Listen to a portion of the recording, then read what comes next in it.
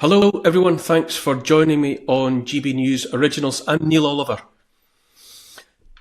I'm so angry about so much, you may have noticed over the years, that sometimes I have to do a bit of a stock take of the various causes of my anger so as to try and narrow it all down a bit, stay focused, By now I realise that what I find most exhausting of all, / most frustrating, / most infuriating, is listening to political types sit or stand in front of us and blame the unmistakable destruction of our country unfolding all around us on nothing more than mistakes and incompetence by the other side.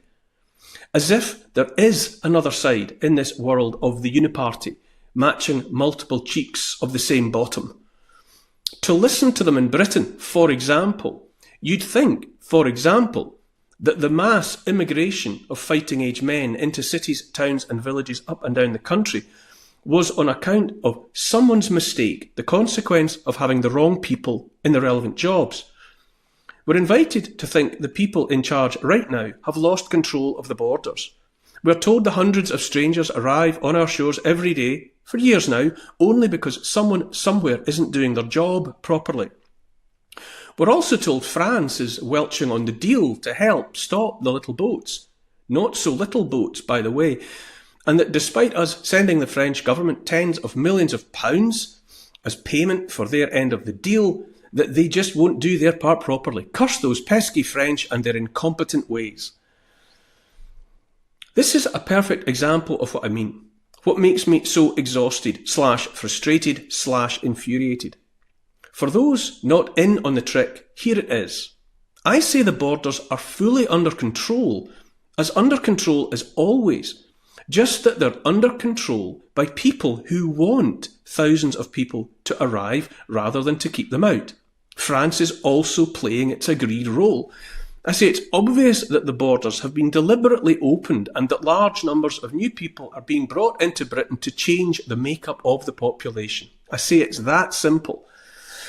No one in authority has lost control of anything, apart from their integrity and morality, obviously. Nothing that is happening by accident or on account of anyone's incompetence. Far, far from it. On the side, some more tens of millions of pounds hoovered up from British taxpayers are sent out of the country, allegedly to pay the French, but as I see it, they might as well just flush them down the toilet because the effect is the same. I say that's just another part of the plan, a bit like a sweetener, and also part of the bigger, ongoing, round-the-clock effort to take as much money as possible from people working here. Stop them having it, and send it anywhere and everywhere instead. Chancellor Rachel Reeves will shortly announce how she's going to take even more money from people. She'll say she's dealing with mistakes made before her time in the job. She'll say it's about tightening belts to face an increasingly challenging economic reality. Her political opponents will rant and rave regardless and insist we, the people, would have more money in our pockets if they were in charge. I say their words are meaningless because the intention, arguably not their intention, but the intention of those making real decisions, is to make people poor and so dependent on the state, softened up for Agenda 2030 and feudal digital slavery. Communities in Britain are shocked and appalled. They are especially appalled by the consequences of mass immigration, murders here, rapes there, and no one doing a damn thing about it. I read online this morning about community concerns in Inverness in the far north of Scotland about the news 300 asylum seekers are to be placed in an army barracks in the city. But the disruption, anywhere and everywhere, the sowing of racial and religious hate on all sides, I insist that none of it is taking anyone in authority by surprise. On the contrary, I say. I've said before, and I will again and again, that there is no incompetence here, that no mistakes are being made, no one dropping the ball in the Home Office or anywhere else. This is happening to plan, to order, because I say Britain, the West in general, is being demolished, a controlled demolition. No mistakes, no incompetence, just the careful execution of a plan laid long ago and only now coming to fruition. Individual British police officers do as they're told, which is all they're allowed to do.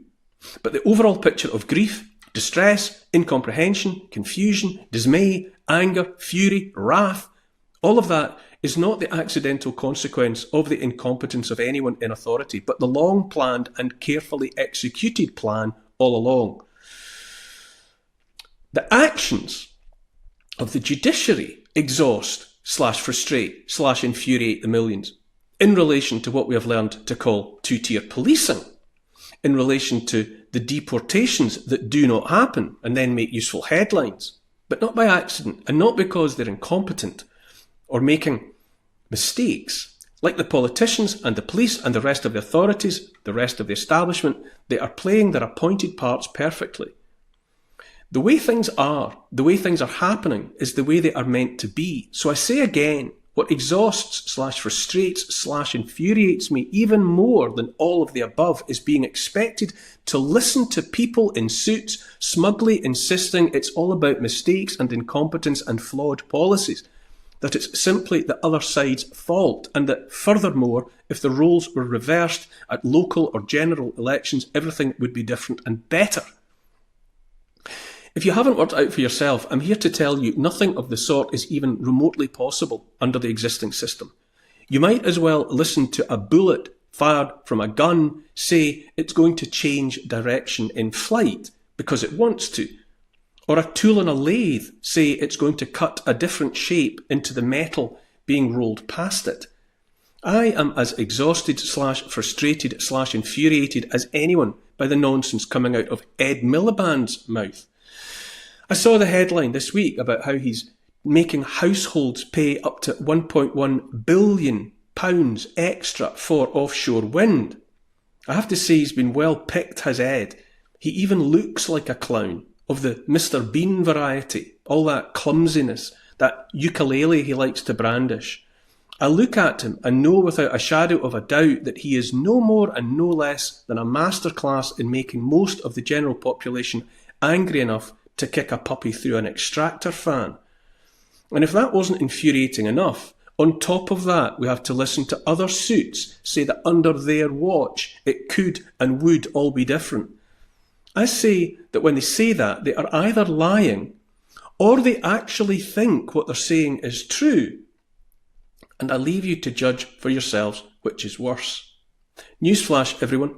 I say Western Europe, Britain included, is being carefully and deliberately deindustrialised. I don't know if you remember the small matter of the destruction of the Nord Stream pipeline. You know, the one that brought cheap gas from Russia into Germany, that one. The one that then US President Joe Biden promised would cease to exist if it ever posed him or the US a problem. The one that was duly destroyed in September 2022. And we're still supposed to accept that even now no one knows who blew it up.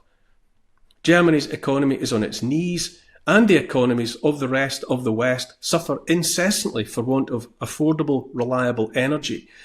And British people pay the most for energy of any European country by a country mile.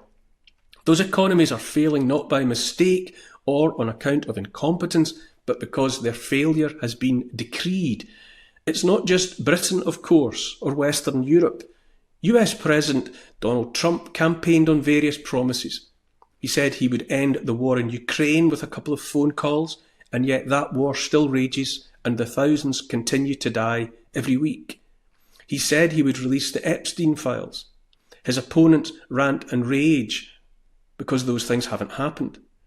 But I say the war goes on and the Epstein files stay under wraps because the war is required by the war economies of the West, and the Epstein tapes would cause unsurvivable trouble for too many powerful people.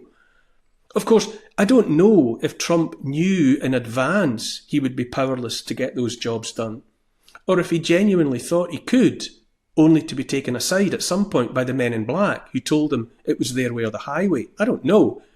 I do know the Epstein files are still under lock and key, and the war in Ukraine goes on. We're told by politicians that the West fights wars to defend or promote democracy. But the world learned from US General Wesley Clark how he went to the Pentagon just after 9/11, where he was shown a piece of paper detailing US intentions to have 7 wars in 5 years, with Iraq, Libya, Sudan, Somalia, Syria, Lebanon and Iran. Rather than having anything at all to do with democracy, it was about the neocons and Israel planning to knock over one uncooperative regime after another to remake and reshape the Middle East in a way that suited their foreign policy dreams. So I say again, what angers me more than anything else is, at the same time as watching in horror as my country is deliberately demolished, along with the independent countries of the rest of the West, as men and boys die in Ukraine, as unrelenting horror unfolds in Gaza, at the same time as seeing with my own eyes what's happening and understanding to my own satisfaction why, because I'm not stupid, having to listen to politicians and the rest tell me right to my face that uncontrolled immigration is just the other guy's fault, his or her incompetence, being told that it's becoming ruinously expensive just to live in this country of Britain because of bad man Putin, or because incompetent decisions are being taken by some politician somewhere, being told that war is being fought in my name to defend democracy, having to watch deliberate, carefully planned and executed policies that impoverish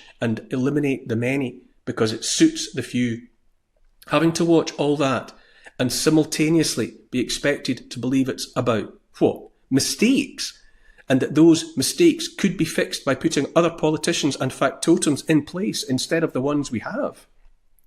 As I say, that's the one that for me is too much to stomach. Thanks for watching GB News Originals. I'm Neil Oliver. If you've enjoyed this content, don't forget to click and subscribe, and if you haven't done so already, go to the App Store and download the GB News app.